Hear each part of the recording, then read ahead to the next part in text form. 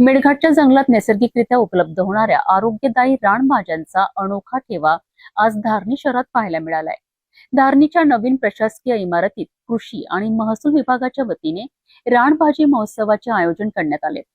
विविध प्रकारच्या पारंपरिक रानभाज्यांनी सजलेल्या या महोत्सवाला नागरिकांचा उत्स्फूर्त प्रतिसाद मिळाला आहे.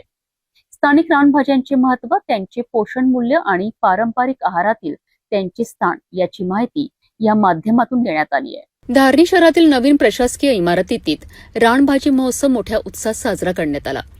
कृषी अधिकारी आणि महसूल विभागाच्या अंतर्गत आयोजित करण्यात आलेल्या या महोत्सवात मेळघाटच्या जंगल परिसरात नैसर्गिकरित्या उपलब्ध होणाऱ्या विविध रानभाज्यांचे प्रदर्शन करण्यात आले.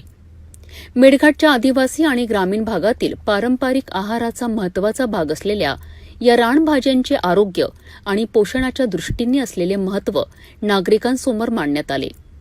या महोत्सवाला आमदार केवलराम काळे, तहसीलदार प्रदीप शेवाळे, गटविकास अधिकारी तसेच कृषी अधिकारी जाधव यांची उपस्थिती होती. अधिकाऱ्यांच्या मार्गदर्शनाखाली आयोजित करण्यात आलेल्या या महोत्सवात विविध प्रकारच्या रानभाज्या पाहायला मिळाल्यात.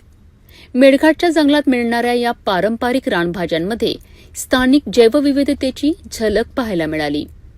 अनेक रानभाज्या स्थानिक नागरिकांच्या दैनंदिन आणि पारंपरिक आहाराचा भाग असल्याचे यावेळी सांगण्यात आले.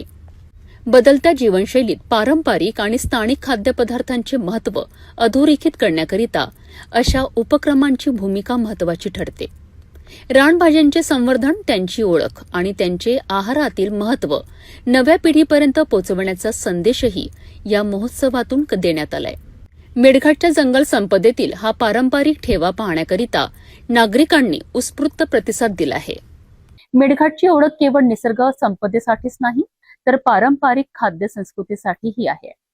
धारणीतील रानभाजी महोत्सवातून या समृद्ध परंपरेची ओळख नागरिकांना करून देण्यात आली आहे. स्थानिक रानभाज्यांचे महत्त्व आणि पारंपरिक आहार संस्कृती जपण्याकरिता अशा उपक्रमांना प्रोत्साहन मिळणे गरजेचे आहे.